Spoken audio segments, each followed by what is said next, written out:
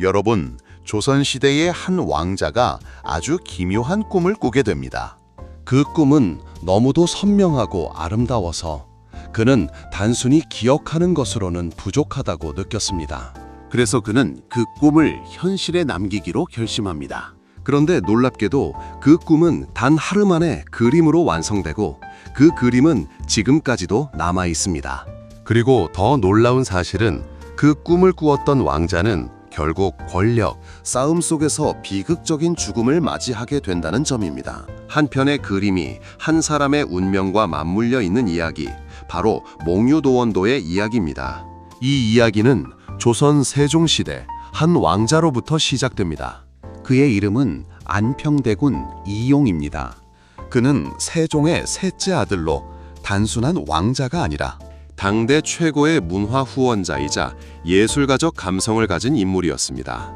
실제 기록에 따르면 그는 학문과 시, 서예에 모두 뛰어났고 수많은 학자와 예술가들이 그의 주변에 모여들었습니다. 정치적 권력보다는 문화와 예술을 더 사랑했던 왕자, 그것이 바로 안평대군이었습니다. 그런데 어느 날 그는 아주 이상한 꿈을 꾸게 됩니다. 꿈속에서 그는 한 노인을 따라 깊은 산속으로 들어갑니다. 안개가 자욱하게 깔린 길을 지나 점점 더 깊은 곳으로 들어가자 그곳에는 현실에서는 결코 볼 수 없는 세계가 펼쳐집니다. 맑은 물이 흐르고 높은 산이 병풍처럼 둘러싸고 있으며 그 어떤 갈등도 존재하지 않는 완벽하게 평화로운 공간, 바로 도원향이었습니다. 이 장면은 단순한 상상이 아니라 실제로 안평대군이 남긴 기록인 몽유도원기에 자세히 서술되어 있습니다. 그는 그곳에서 설명하기 어려운 평온함을 느꼈고 마치 그곳에 영원히 머물고 싶다는 감정까지 느끼게 됩니다. 그러나 결국 그는 꿈에서 깨어나게 됩니다. 여기서 중요한 점은 그가 이 꿈을 단순한 꿈으로 넘기지 않았다는 것입니다. 오히려 그는 이 경험을 매우 특별하게 받아들였습니다. 그리고 곧바로 조선 최고의 화가였던 안견을 불러 자신의 꿈을 이야기합니다. 안견은 당시 궁중에서 활동하던 화가로 뛰어난 산수화 실력을 인정받고 있던 인물이었습니다. 안평대군은 자신이 본 장면을 하나하나 설명하며 이 꿈을 그림으로 남겨달라고 요청합니다. 그리고 기록에 따르면 안견은 단 하루 만에 이 거대한 작품을 완성하게 됩니다. 보지 못한 세계를 오직 설명만으로 그려냈다는 점에서 이 그림은 단순한 회화 작품을 넘어서는 의미를 갖게 됩니다. 이렇게 탄생한 작품이 바로 몽유도원입니다. 그림을 자세히 보면 매우 흥미로운 구성을 가지고 있습니다. 그림의 왼쪽은 비교적 현실적인 풍경으로 시작됩니다. 바위와 나무, 인간이 살아가는 공간이 구체적으로 묘사되어 있습니다. 하지만 오른쪽으로 갈수록 풍경은 점점 비현실적으로 변해갑니다. 산은 더욱 웅장해지고 안개는 짙어지며 마치 다른 세계로 들어가는 듯한 느낌을 줍니다. 그리고 그 끝에는 이상향, 도원향이 펼쳐집니다. 미술사적으로 이 그림은 현실에서 이상 세계로 이동하는 과정을 표현한 정신적 여정으로 해석됩니다. 즉, 단순한 풍경이 아니라 인간의 내면과 욕망을 시각적으로 표현한 작품인 것입니다. 여기까지 보면 한 가지 질문이 자연스럽게 떠오릅니다. 왜 안평대군은 이런 꿈을 꾸었을까요? 이 부분부터는 역사적 사실에 기반한 해석의 영역으로 들어갑니다. 당시 조선은 겉으로는 안정된 왕조처럼 보였지만 내부적으로는 권력 구조가 매우 불안정한 상태였습니다. 세종 이후 왕위 계승 문제는 여전히 민감한 상황이었고 왕자들 사이에는 보이지 않는 긴장과 경쟁이 존재하고 있었습니다.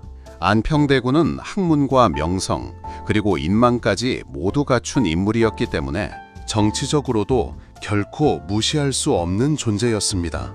그리고 바로 그 점이 그를 위험한 위치에 놓이게 했습니다. 이런 상황 속에서 몽유도원도를 다시 바라보면 단순한 꿈의 기록이 아니라 현실에서 벗어나고 싶은 내면의 욕망이 반영된 것일 가능성이 큽니다. 권력 다툼과 긴장 속에서 살아가던 왕자가 아무런 갈등도 없는 세계를 꿈꾸었다는 사실은 결코 우연이 아닐지도 모릅니다. 어쩌면 이 그림은 도피가 아니라 그가 간절히 원했던 세계의 모습이었을지도 모릅니다. 여기서 한번 생각해 볼 수 있습니다.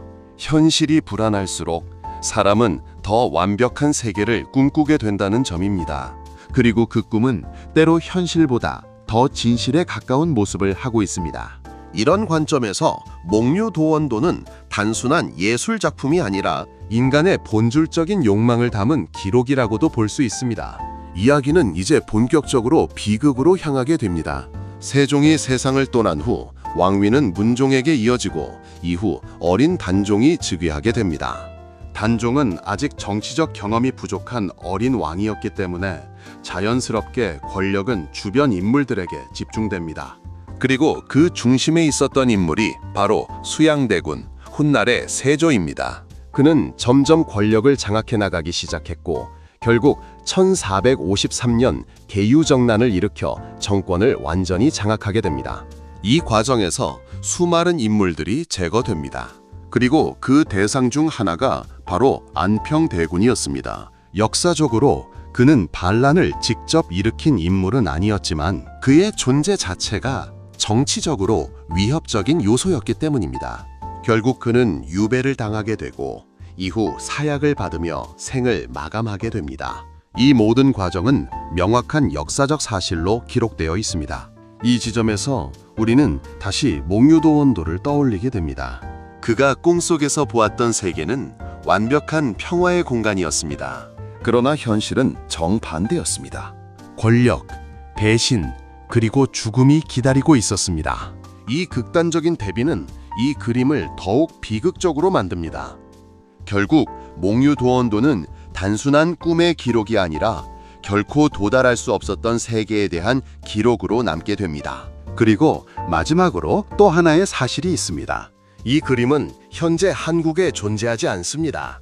몽유도원도는 현재 일본 덴리 대학에 소장되어 있습니다. 임진왜란 이후 일본으로 유출된 것으로 추정되지만 정확한 이동 경로는 아직까지도 명확하게 밝혀지지 않았습니다. 조선의 이상향을 담은 그림이 조선 땅에 없다는 사실은 또 하나의 아이러니를 만들어냅니다. 이제 이 이야기를 다시 정리해보면 몽유도원도는 단순한 산소화가 아닙니다. 그것은 한 왕자의 꿈이자 권력 속에서 살아가야 했던 인간의 불안, 그리고 현실을 넘어선 이상향에 대한 갈망을 담고 있는 작품입니다. 그리고 동시에 결국 그 이상향에 도달하지 못한 한 시대의 비극을 상징하는 기록이기도 합니다. 여러분은 어떻게 생각하시나요?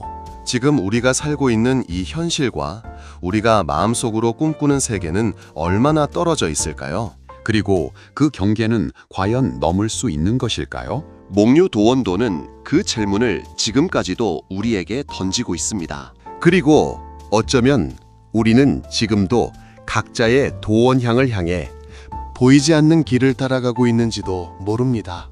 오늘의 역사 이야기였습니다. 감사합니다.